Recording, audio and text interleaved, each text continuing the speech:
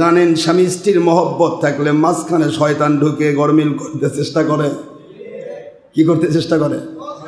গরমিল। এই স্বামী স্ত্রীর মধ্যে মহব্বত আর হক পথ, এই দুইটা জায়গা শয়তান একেবারে চোখের বালি।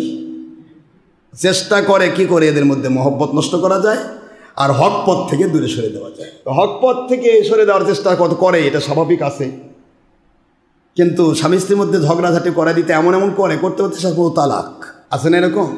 এই জন্য হুজুর পাক সাল্লাল্লাহু আলাইহি ওয়াসাল্লাম বলেছেন, স্বামী একটু গরম হয়েছে, স্ত্রী তোমার দায়িত্ব একেবারে ঘুমিয়ে থাকো, দরকার নেই, দুই হাত ছাড়া তালি বাজবে না। কথা বলছেন না কেন? বাজবে? স্বামী গরম হয়েছে বকাবকি করুক না, চুপ।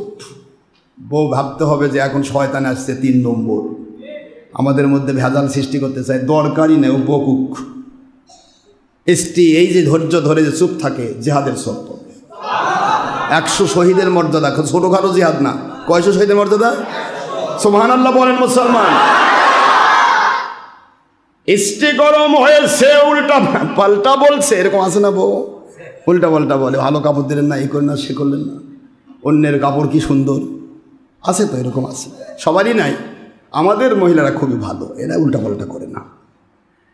আমার বাবাজিরা, স্ত্রী যদি গরম হয়ে যায়, স্বামী যদি চুপ থেকে যায়, শয়তান এসেছে আমার স্ত্রীর উপর ভর করে আমাকে খেপাতে চায়।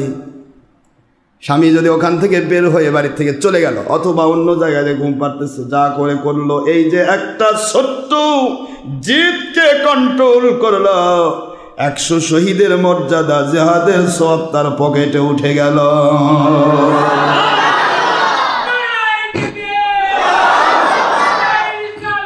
আমার বাবাজিরা, এই যে ব্যাপারটা একটা ছোট্ট বিষয়, কিন্তু আমল হয়ে গেল বড়। আমল কি হলো? অনেক বড়, অনেক বড় আমল হয়ে গেল। এত বড় আমল, 100 বার শহীদ হওয়ার মর্যাদা।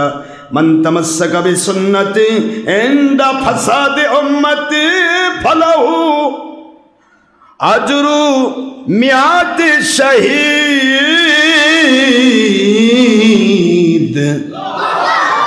মিশকাত শরীফে 30 পৃষ্ঠা, তিরমিজির হাদিস, ইবনে মাজার হাদিস, আবু দাউদের হাদিস।